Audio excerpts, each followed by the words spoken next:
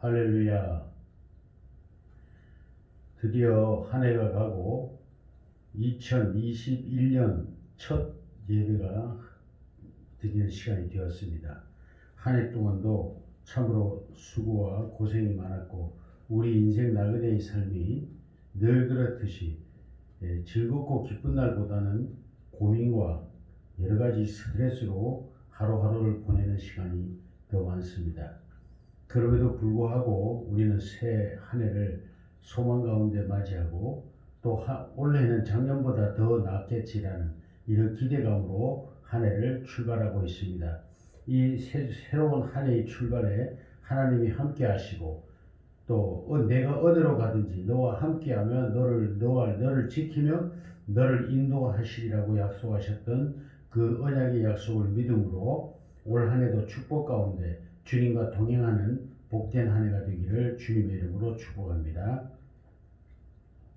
그래서 저는 한 해가 새롭게 시작되는 올 한 해에 제 개인적인 기도 제목을 가지고 함께 은혜를 나누어 보고자 합니다. 제가 원하고 소망하는 새해, 올 한 해는 어떤 한 해가 되기를 하나님께 기도하는가라는 저의 개인적이기도 한 이러한 기도의 제목을 가지고 함께 여러분과 은혜를 나누고자 합니다. 새해에 기도하는 것, 하나님의 말씀은 마태복음 21장 22절 말씀입니다. 마태복음 21장 22절 말씀 제가 봉독에 올리겠습니다. 너희가 기도할 때에 무엇이든지 믿고 구하는 것은 다 받으리라 하시니라. 다시 한번 너희가 기도할 때에 무엇이든지 믿고 구하는 것은 다 받으리라 하시니라. 아멘.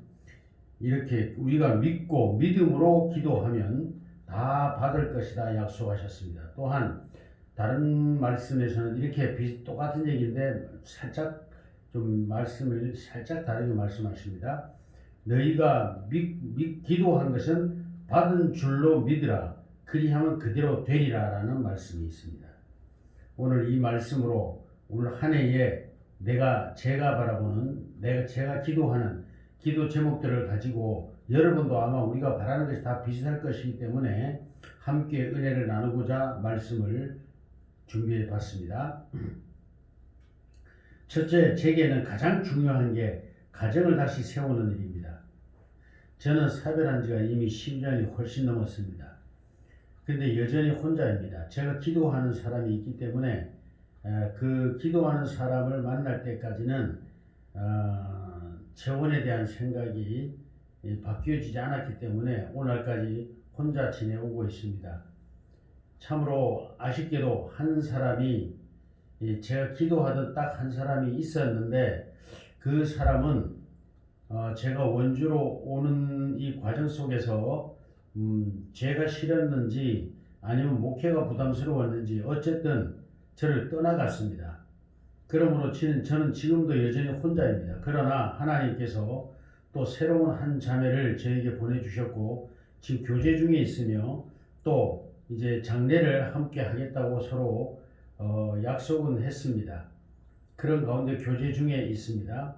그래서 저에게 있어서 가장 중요한 문제는 지금 가정을 꾸리는 문제입니다. 특히 우리 교회에 몇 명 안 되는 성도들 중에 여자 성도님이 두 분이 계시는데도 대화 중에 이런 얘기를 합니다. 목사님이 혼자 계시니 교회 가기가 참 못하다, 껄끄럽다, 뭐 이런 이야기를 하는 걸 들었습니다. 그렇습니다. 목회자가 혼자 목회를 한다는 것은 여기 미국도 아니고 러시아도 아니고 한국 문화에서는 참으로 쉽지 않은 일입니다. 그러므로 제가 목회를 하든 하지 않든 저의 가정을 세우는 일이 가장 시급하고 우선적인 문제다라고 해서 이 문제를 기도의 첫 번째 기도 제목으로 저는 정해보았습니다. 그러면 여러분의 가정은 어떻습니까? 문제는 가정이 행복해야 됩니다. 가정을 꾸리는 것도 중요하지만 그보다 더욱 중요한 것은 가정은 행복의 원천이 되는 곳, 낙원이 곧 되어야 한다는 사실입니다. 그러므로 건강한 가정을 만들기 위해서 우리는 모두 다 기도해야 됩니다. 건강한 가정, 다른 말로 행복한 가정을 꾸리기 위해서 노력하는 한 해가 되시고 기도하시는 저와 여러분이 되시기를 주 예수님의 이름으로 축복합니다. 그러기 위해서는 어떻게 해야 됩니까? 가정에서의 핵심은 누굽니까? 부부입니다. 부부가 화합하여 서로 사랑해야 합니다. 부부가 화합하여 서로 사랑하기 위하여 기도하는 오늘 첫 예배 또 올 한 해가 되기를 여러분 주의 이름으로 축복합니다. 서로가 서로를 사랑하기 위하여 기도하는 아름다운 가정, 그 가정에 어떻게 불행이 있을 수 있으며 그 가정에 어떤 어려움이 온들 이겨내지 못하겠습니까? 그러므로 사랑하는 성도 여러분, 가정이 행복해야 합니다. 우리 옛 격언에도 말씀이 있죠.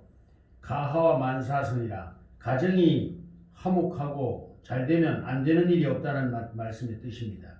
부부가 화합하여 서로 사랑하는 한 해가 되시기를 위하여 끊임없이 기도하는 저와 여러분 되시기를 축복합니다. 그 다음에 가정은 중요한 것은 부모입니다. 부모를 섬길 줄 아는 가정이 되어야 됩니다. 부모를 섬기는 것은 두 계명 중에도 첫 계명에 속하는 아주 중요한 계명 중에 하나입니다. 부모를 섬기라. 내 부모를 눈에 보이는 부모를 섬기지 못하는 자가 어찌 보이지 않는 하나님을 섬기리요? 라고 주님은 부모 섬김에 대해서 그것보다 크게 강조한 부분이 있을 수 있겠습니까? 눈에 보이는 부모를 섬기지 못하는 자가 어찌 보이지 않는 하나님을 섬기리요? 예수님의 말씀입니다. 사랑하는 성도 여러분, 부모님을 섬기는 가정이 되도록 기도합시다. 부모를 존중하고 섬기고 부모님을 귀히 여기고 존중히 여기고 섬길 줄 아는 그러한 지혜로운 주님의 성도들이 되시기를 예수 이름으로 축복합니다. 그 다음에 가정에서는 자녀입니다. 자녀를 사랑해야 합니다. 자녀를 사랑하되 자녀가 우상이 되거나 부모보다 우선되어서도 안 되고 부부 본인들보다도 우선되어서는 안 됩니다. 자녀는 세 번째로 우리가 섬겨야 될 대상입니다. 자녀를 사랑으로 첫째는 그 다음에 믿어줘야 됩니다. 자녀를 불안함으로 늘 믿지 못해서 다그치거나 훈계하는 것은 결코 옳지 않습니다. 사람은 감정의 동물, 감정이 이입이 됩니다. 내가 불안함으로 자녀를 훈계하는 것과 사랑으로 훈계하는 것을 자녀들이 다 알아듣습니다. 그걸 인식하게 됩니다. 그러므로 사랑하는 성도 여러분, 자녀를 훈계하되 사랑으로 훈계하고 사랑으로 돌봐야 합니다. 그리고 중요한 것은 믿어주어야 합니다. 여러분, 자녀들을 믿지 못하는 분들이 상당히 많다는 것을 알고 제가 많이 놀랐습니다. 여러분, 자녀들을 믿어주십시오. 첫째, 다시 말씀합니다. 부부가 화합하여 서로 사랑하자. 두 번째, 부모를 섬기는 가정이 되자. 세 번째, 자녀를 사랑으로 믿어주어야 합니다. 자녀를 믿어주세요. 그럴 때 여러분을 실망시키지 않습니다. 섣부른 훈계나 책망은 오히려 자녀를 망칠 뿐입니다. 잘못된 사랑은 자녀를 오히려 더 힘들게 합니다. 그러므로 여러분, 자녀들에게서 좀 멀어지시고 사랑으로 믿어주시기를 바랍니다. 믿어줍시다. 하나님이 우리를 믿어주신 같이 우리도 하나님을 믿고 또한 섬기는 것처럼 이와 같이 여러분도 여러분의 자녀를 믿어줄 때 여러분의 자녀도 여러분을 믿고 따라줄 줄로 믿습니다. 그리고 오늘 새로운 한 해를 맞이하면서 첫 주일 예배를 드리면서 우리가 무엇을 위하여 살까? 삶의 의미가 우선되는 삶을 살자라고 저는 주제를 정했습니다. 내가 사는 삶의 목적이 뒤처지지 않는, 빗바래지 아니하는, 그러니까 저 같은 경우는 사명자요 또 복음 전도자입니다. 그러므로 삶의 우선순위가 바로 되는 삶, 제가 삶에 존재하는 의미는 복음 전하는 것이고 주의 일을 하는 것입니다. 삶의 의미가 우선되는 삶을 살자. 다시 한번 합니다. 삶의 의미가 우선되는 삶을 살자. 첫째, 우리 그리스도인들은 존재의 목적이 하나님의 영광을 위해서 사는 것입니다. 사랑하는 성도 여러분, 이 말씀을 듣는 모든 하나님의 자녀된 여러분, 우리는 바로 아버지 하나님의 영광을 위하여 이 땅에 존재하고 살아가는 존재들입니다. 이 목적에서 벗어날 때 우리는 가치가 없어집니다. 무엇이든지 자기 쓸모 있는 곳에 있을 때 그 가치가 드러납니다. 이와 같이 우리의 가치도 우리의 목적을 위하여 존재할 때 가치가 있는 것입니다. 사랑하는 성도 여러분, 우리의 존재 목적은 하나님 아버지의 영광을 위해서 하는 것입니다. 이 목적을 위해서 살아가는 올 한 해가 되기를 주님의 이름으로 축복합니다. 두 번째, 이 목적을 위해서는 우리가 이웃과 화평하며 살아야 합니다. 오늘 많은 그리스도인들이 하나님을 기쁘시게 한다는 명목하에 내 이웃과 관계를 바르게 하지 않는다거나 친인척 간에도 형제 간에도 그 관계를 바르게 하지 않는 분들이 많습니다. 이웃과 화평하며 살아야 합니다. 가장 큰 이웃은 누굽니까? 내 바로 육신의 형제들이요, 나아가서 내 집 주변에 사는 주민들이요, 또 나를 아는 모든 사람들은 나의 이웃입니다. 이 이웃과 화평하며 살아가는 올 한 해가 되시기를 힘쓰고 기도하는 저와 여러분 되기를 예수님의 이름으로 축복합니다. 그 다음에가 뭐냐? 어려운 사람을 위하여 기도하자. 하나님은 우리들에게 은사와 은혜를 주시고 모든 축복을 주실 때 그 목적이 있습니다.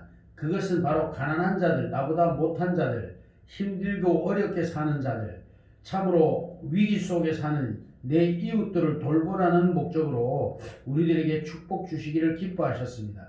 그러므로 사랑하는 성도 여러분, 우리는 바로 하나님의 이러한 목적을 위하여 이 세상에 존재하는 사람들이므로 우리 이웃을 위하여 기도하고 이웃의 아픔에 동참하고 이웃의 슬픔을 함께 나눌 수 있는, 어려움을 함께 나눌 수 있는 이런 복된 한 해가 되시기를 예수님의 이름으로 축복합니다.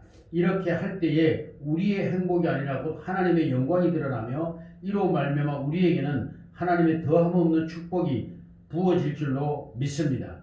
더 많은 축복이 여러분이 구하지도 아니한 것까지도 하나님께서 주신다고 약속하신 그 언약의 말씀이 저와 여러분들에게 이루어질 줄로 믿습니다. 할렐루야. 마지막입니다. 우리는 누구인가를 알고 살자. 내가 누구인가? 나는 하나님의 자녀입니다. 그러므로 내가 누구라는 이 본질적 문제를 잊지 말고 사는 한 해가 되시기를 주님의 이름으로 축복합니다. 할렐루야.